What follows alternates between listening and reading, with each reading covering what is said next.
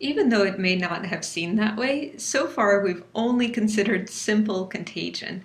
And by simple, I mean that if one of my friends is infected, that's enough for me to become infected as well. Of course, there are parameters, the probability per time period that my friend infects me, whether they'll recover before they have a chance to infect me, etc. But the main thing that makes it simple is that it's just between me and one of my friends. And this makes sense for things such as viruses that are diffusing or even information that's diffusing. It's enough for one person to tell me a piece of information and then I know it. On the other hand, there are other processes, for example, the adoption of certain behaviors or the making of purchases, where you may want to consider what multiple of your friends are doing. So for example, say I'm an impressionable teenager in high school and I see one of my friends wearing red pants. I'm not going to run out and buy red pants just because one of my friends did. I want to make sure that several of my friends are wearing red pants before I'm really convinced that that's the cool thing to do. And then I'll go ahead and do it. And as you might imagine, this has rather different dynamics. So let's go back to that small world topology and see what that does. So here I am in NetLogo. I have created a slightly smaller network so we can better see what's going on. And what we're going to do is we're going to do this complex contagion process on top of the network, where the rules are that a node will look around to its neighbors and it will adopt the behavior, that is, it will become yellow, if it decides to buy red pants. And it will do so only if at least two of its friends have done this already. So to begin with, we're going to infect two neighboring nodes because unless we do this, the infection is kind of dead from the get-go. So no one's going to buy red pants if only one node in the network has bought red pants, according to these rules. And now we're going to allow this red pant craze to spread. I'm going to reinfect a few times just so you can see what's going on. And I'd like you to pay attention to both what is the structure like, where the infection is stopped, and also is the infection successfully using the short-range ties, the long-range ties. So we can kind of let this run a little bit, and hopefully this is enough information. Otherwise, you're very welcome to play with the model yourself. So here is our question. Relative to the simple contagion process, the complex contagion process, is it better able to use shortcuts? Does it advance more rapidly through the network? And does it infect a greater number of nodes? Complex contagion, even though it has the name complex, in this case, it had a very simple rule. That is, it was a threshold model, and the threshold was just in terms of the number of your neighbors that have adopted a certain behavior. However, sometimes what you're really playing is a coordination game where you have two different choices and you're trying to decide between them. And as I said in the previous segment, this could be, for example, deciding between different online chat clients, and it depends on how many of your friends are using each of them. So it's not that two friends are using it, but are more friends using one versus the other?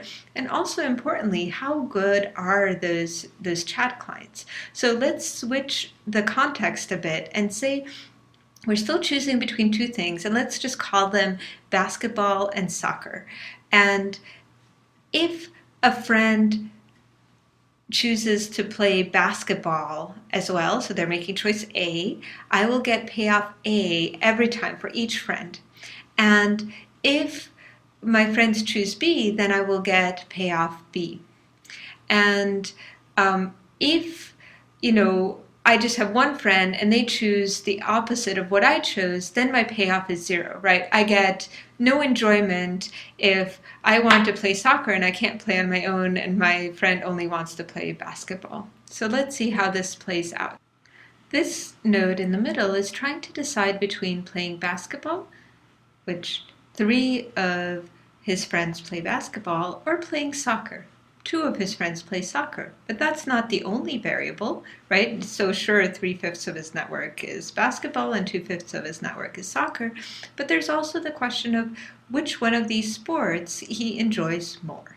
So how is he going to do this calculation, deciding between the two sports? Well, this is the formulation. He has D neighbors, or D friends, and a fraction P of them are going to play basketball. This is the 3/5, and 1 minus P fraction of them are going to play soccer. This is the 2/5. And if he chooses to play basketball, his payoff is the number of his friends who are playing basketball, which is just P times D, times A, which is the payoff he gets per each friend who plays basketball. Similarly, for soccer, the payoff, if he were to choose to play soccer, the payoff would be 1 minus P times D, that's the number of friends who are playing soccer, times B, the payoff he gets, or the enjoyment he gets from playing soccer with each of them. So this means that he should choose A if P times D times A is greater than or equal to 1 minus P times D times B. These payoff from soccer and payoff from basketball. And you can reformulate this so that he will be playing basketball if the proportion of his friends playing basketball is greater than or equal to B, which is the payoff for soccer, divided by A plus B, kind of the sum of the payoffs for either choice. And there are 2 equilibria in this problem. The first is that everyone decides to play basketball, and what an equilibrium means is that no individual, given the current situation, would want to switch, right? Because if everyone's playing basketball, you would get 0 payoff from playing soccer because there are no other soccer players, so it's just not possible. You get payoff 0 from each of your friends because they're all playing basketball. Similarly, everyone could decide to play soccer, in which case no single individual would choose to play basketball instead. But what happens in between, right? You have these equilibria, which is that everyone's just doing one thing. But what if for some reason you had 2 of the nodes switch? There could be some external reason. So let's see a particular example. Let's say that the payoff for playing basketball with a friend is 3 and the payoff for playing soccer with a friend is 2. And we have the payoff, that means that the payoff for nodes who are both playing basketball is 3/2 as large as what they get if they both choose to play soccer. So you get like a 50% greater payoff. And this also means that nodes will switch from soccer to basketball if at least 2/5 of their friends are not using A, are playing basketball. So it means that it can be a minority. It can be 2/5 of your friends who are playing, so much more appealing than soccer that you will switch once you pass that threshold. So let's see how this cascade might occur. Suppose you have some devious company that comes in and says, we'll give you free shoes, branded with some basketball player's name, if you play basketball and you don't play soccer. And so these 2 nodes then start playing basketball. Now, this node is looking and it's finding that half of its friends, so 2 out of 4, are playing basketball. And since the threshold for switching over is 2/5, now this node as well is playing basketball. Now the quiz question is, can you figure out which node or nodes will switch to playing basketball next? Is it going to be just A, just B, just C, or some combination of these 3? Okay, hopefully you figured out that it was B who would switch next because it was looking at its 4 neighbors, 2 of whom had switched. Versus at that point, if you exclude B, A was looking at 3 neighbors, only one of which had switched to basketball, and so that's 1/3, which is less than 2/5. So it wasn't sufficient to flip either A or C was in a symmetric situation. But now that B has flipped, both A and C also find it favorable to switch to basketball. And so what you just saw was a cascade going through the network, even though it just started with two nodes changing their minds or having their minds changed for them. And then everyone goes ahead and switches to basketball, which presumably is good because it seems like the payoff for basketball in this fake scenario is higher than it is for soccer. There's a NetLogo app, which you will be exploring a little bit more in your assignment, that allows you to try different topologies. And what you'll be doing is allocating an initial opinion. Your nodes are going to be flipping a biased coin, deciding, actually I think it's an unbiased coin, so 50-50 whether they're red or they're blue. And then you can update their opinion according to these rules and these payoffs. And you can try this several times just to see how the structure plays out as to what the stable configuration is. That is, no individual node would like to switch given their current payoffs. There are, of course, implications for viral marketing.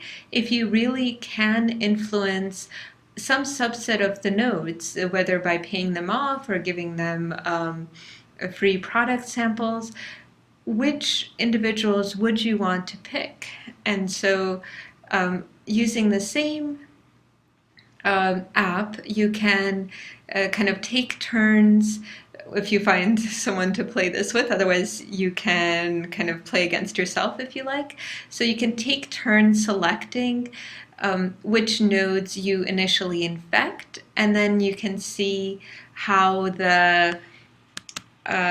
what the payoff is as far as how many individuals eventually adopt your product, whether it's red or blue. So you would select blue and say, I want to, well, now it's red's turn, and red says, well, I want to be right here. And blue might pick here. Oh, sorry, we did another red, no matter. And here is blue. And now we can do successive updates and just see how things play out. In this case, poor red did not choose very wisely. So the question is, what is the stable set of choices, and how might you optimally select your initial set such that you would maximize your influence within a network? So having seen several of these demonstrations, let's see if you've built up enough intuition to answer the following. What is the role of communities in complex contagion? Do they enable ideas to spread in the presence of thresholds? Or do they create isolated pockets of nodes within the network that are impervious to outside ideas? Or do they allow different opinions to take hold in different parts of the network? Hopefully you've realized that they actually do all three. In the first case, complex contagion means that you need to observe multiple of your neighbors doing some action, or that you're going to decide based on the fraction of your network that is doing one thing as opposed to the other. And for this, community structure is very crucial because it provides the dense linking around the ego, that is the node, that allows them to observe similar behavior among their friends. Similarly, though, it can create isolated pockets of nodes who are holding on to one opinion or one way of doing things because they're seeing that, well, most of their friends within the community are doing something one way, and it would just be too inefficient or too costly to switch to something that someone is bringing in from the outside. So on the one hand, it facilitates adoption within the community, but it makes it hard for new things to come into the community in the first place. It also then consequently allows different opinions to take hold in different parts of the network, because each community may not independently, but it may seem as if though they independently can hold on to their beliefs. One last wrinkle that I would like to introduce, and this you can read about in the Easley and Kleinberg chapter 19, is that of bilingual nodes. Now, what are you talking about, Lotto? We haven't been talking about languages. Well, in this case, it might mean if you actually are by sporty. That is, you play basketball and you play soccer. Well, that's great then. You can play with everyone who plays basketball and with everyone who plays soccer. However, typically in these situations, there's some cost. So besides the actual cost of maybe needing a pair of cleats for soccer and a pair of basketball shoes for basketball, perhaps the cost is your time. You simply have to spend more time playing both sports, and you may not get as good as, if you weren't splitting your time between the two activities. So in this case, being bilingual comes with a cost. Similarly, the earlier example of instant messaging clients, just having the overhead of having two messaging clients open, or setting up a single messaging client to talk with two different services, and then having to manage your identity on two different clients as well, can be a hassle, right? So there's some cost, but you may very well be willing to pay that cost because it means that you can now interact with more parts of your network, even though they may have been making different decisions. So let's try this on a line. So switching back over to NetLogo, I'm going to turn off bilingual, and I'm going to, this is what you might first see when you do setup line, but if you just lay out, you'll see that it's a nice ring lattice, in fact. And we can allocate the opinion at random, and then we can update. So just observe what's going on. Let me allocate again, right? And so, great. So we have A is the payoff for playing blue, and in this case, the payoff for blue is higher than the payoff for red. Now I'm going to turn on bilingual, which means that a node can choose to be able to interact with both red and blue. However, it will have to pay this additional cost of 2. So I'm going to allocate the opinion, and then I'm going to update. And you can see several bilingual nodes cropping up where they would like to talk to someone who's red and someone who's blue. And now we can keep updating. So let's just do that again. So we have initially nodes using red and blue. Now we update. So see if you can answer this quiz question, which is, what does the presence of the bilingual nodes do? Does it help the superior solution to spread throughout the network? Or does it help inferior options to persist in the network? Or does it cause everyone in the network to eventually become bilingual? What you could have concluded from the demonstration in NetLogo, let me maybe go back to it, is that these bilingual nodes are allowing the inferior solution, that is red, to persist, versus when we didn't have bilingual nodes, everything turned blue eventually because it simply had the greater payoff. So bilingual nodes are good in that they bridge, but in the long run, they may keep the superior solution from really taking over in the network. One last type of complex contagion that we'll talk about, and that is collective action. So previously we talked about in complex contagion that you may wait for a couple of your friends to wear red pants, and then on subsequent days you might start wearing red pants as well. However, in some situations, you may want to coordinate ahead of time, because that first person to show up to school in red pants may very well not have a very good time because people might ridicule them. On the other hand, if you and three of your friends all decide to show up to school in red pants, well, people can try and ridicule you, but you have strength in numbers and you can kind of hold together and be just fine. So another example of where this can crop up is in protests. If you go out and protest on your own, sure, you might feel silly if you're the only one holding up a sign, but also if, for example, you're protesting in against an oppressive regime, it may very well be dangerous. So there's strength in numbers. If you're one of many people protesting, then